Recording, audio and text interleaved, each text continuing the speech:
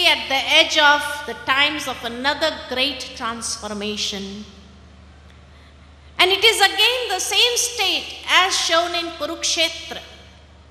At such times of conflicts and confusion, when human beings' intellect have become completely bankrupt and downtrodden due to the false actions, the entire humanity is in need of the knowledge of Gita.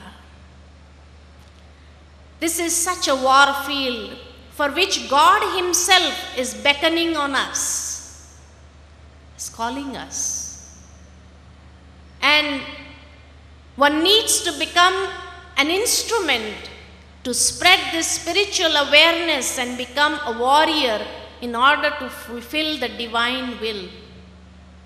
So when God is beckoning on us, can we really become an instrument to spread this spiritual awareness in the world and fulfill the will of the divine?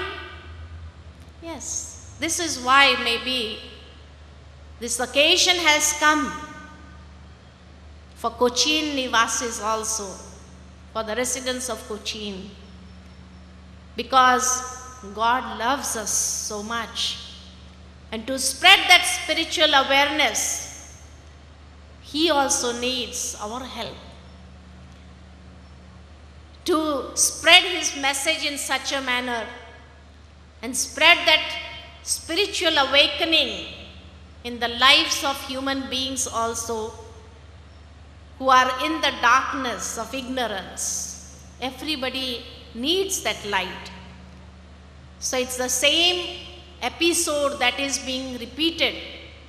That is why in the Mahabharata it is mentioned, when there is Mahabharata in each and every home, in each and every life, in each and every family, remember that is the time of Mahabharata again, where God will have to descend to empower the souls with spiritual wisdom and to demolish or destroy the ones with ignorance. And this task no human being can perform. It is only when God brings this spiritual awakening in us that we are able to awaken the whole world as well. And therefore in Gita it is mentioned the first reason that the Gita is born in a situation of conflict. In the very midst of the great Kurukshetra war, both the armies are drawn up, the flight of missiles have begun, the conch shells have sounded, and the clamor of war is tumultuous, and the hearts of the participant are torn by the conflict. It is then that the teaching of Gita comes. So Gita is said to be the scripture of conflict, to give us the answer how to overcome this conflict. And here Srimad Bhagavad Gita gives a training. It's a practical training for long-lasting victory in the war of life that has been depicted. It enables true victory over the conflict between Dharmakshetra and Kurukshetra, between the divine and devilish characteristics, between the differences of caste or sex, good and bad qualities. So this is how the message of Gita, the wisdom of Gita is applicable for all the religions of the world also. And it is not just the scripture for the Hindus only, but it is for everyone. Everyone receives the guidance from this book of wisdom. And it not only gives us theoretical methods, but it gives us the practical methods and how to use that wisdom in the practical form in our practical lives. Kurukshetra is not just the plain in Haryana, but there is a Kurukshetra within each one of us. It is within our psyche that the Asuri and the Daivi powers are drawn up in array against each other. And it is within the mind of our consciousness that this battle has to be constantly fought. So Kurukshetra means the field of action. And in the field of action in our lives, the good and bad qualities that everyone has, the negative and positive qualities that everyone has, when we are empowered by the positive qualities, the negative qualities arise. And it is a struggle that we have to go through. And sometimes we are not able to make up our minds. What is positive, what is negative? And this is when sometimes people, they are not able to understand and they take up the negative path. Temporarily they may achieve some happiness also, but in the long run they experience a defeat. So it's a constant struggle that is going on. Today also, if you go to Haryana, if you go to Kurukshetra, the place where the war is shown is a very small ground where millions of people cannot even accumulate. Akshoni. If the armies were Akshoni in number, unlimited in number, today we find that the population of the whole world, we can say it is Akshoni. So how can the population of the world be accumulated in one small place on that plain of Kurukshetra? So this life is Kurukshetra, the whole world is Kurukshetra. And when the whole world is Kurukshetra, in this field of action, everyone has to fight this battle. The Kauravas and the Pandavas are within ourselves. The good qualities, the positive qualities are like Pandavas, which are diminishing. And the negative qualities are increasing gradually day by day. And in that struggle we experience as if we are sometimes being defeated. And the negative is taking over our lives. But if the spiritual awareness is there, then we are able to overcome the negative also. And therefore it is mentioned in Gita that the path towards the ultimate truth of life is within man himself. It is created by his endless potentials and boundaries in the form of his mental, intellectual, emotional and spiritual facets of his personality.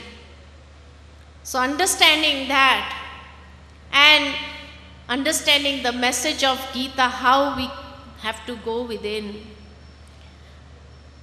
understand our true identity, understand our true self, and then go to that ultimate truth and experience.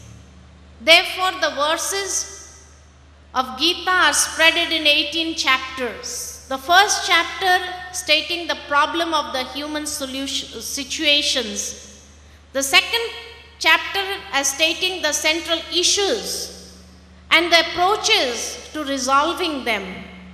From chapters 3 to 17 as elaborating these approaches, and the 18th chapter is like summing up, which have been taken the very essence of Gita, which is as follows. The first is, Gita is a dialogue between God and Arjuna. That means when we become Arjuna, we want to learn, we want to grasp. So it's a dialogue between the self and the Supreme, the self and God. Today also, when human beings get into confusion, when no human being can guide them, where do they go? They go to the temple of God. And in their prayers, they are actually talking to God. They are communicating to God. It is like having a dialogue with God. But it is a one-way dialogue. We talk. But we do not have time to listen to what He is saying to us. what he is trying to tell us. Because our radar system, our intuitions are not that powerful enough to catch what God is trying to tell us. So Gita means it's a dialogue between you and God. We have made this world completely complex and polluted. We can make this world a better place to live in, provided each person instills this faith in oneself of where does he want to go and how he'll reach that goal he has created for himself. So this is what he has to understand. He has to be very clear about the vision, where he is going, where he wants to go, and how he is going to go through that path to reach that destination. So we have to understand all these secrets. So the first chapter, which is Vishad Yoga, lamenting the consequence of war, where it is shown that Kurukshetra is a scene of a war field. And there are two main characters, God himself and Arjuna. The witness to them are 4 million soldiers and their commanders. As soon as the names of both the armies are proclaimed, Arjuna starts feeling deeply disheartened. This fear in him is because of the thought of losing all his dear and near ones, and even the sin of committing such a grave act of war. Now, when we all know Arjuna was a Mahayodha who had all the potential, who had fought so many wars single-handed, who had faced Bhishma, who had faced Dronacharya before also. Mahabharata was not the first time that he was facing all his seniors, all his elders. When he was hiding in the 13th year, it is said that at that time also, when Duryodhana was suspicious about their existence, where they are, and he took the army, single-handed, Arjuna faced all of them. He faced Bhishma also. He faced Dronacharya also. So Mahabharata was not the first time that he was facing them. If he was not depressed at that time, why should he get depressed this time? But if we just look at this situation with an example, that in the olden days, in villages, we had the 5 wise people, the Panchayat, who used to give all the decisions. If anybody committed anything wrong, they gave a decision. And they punished. The punishment was also such, they did not have any compassion towards them. That was the sort of their punishment. Now one day it happened that out of the panchayats, one person's son, he did something wrong. And he was brought in front of the panchayat. And when the father sees the son, and he has to give a decision, he has to give a punishment for the wrong that he had done, what will happen to him? His attachment arises. And at that time the wisdom also comes to him, and he starts appealing to the others that the youngsters, sometimes they are misguided. They happen to go onto the wrong path. We should not punish them immediately. We should give them a chance to improve so that they can become better citizens. They can become better people for the future times. And from their own doings, they learn something So we should give them a chance. Now, this person who had been giving decisions every time, he did not have this wisdom. But when his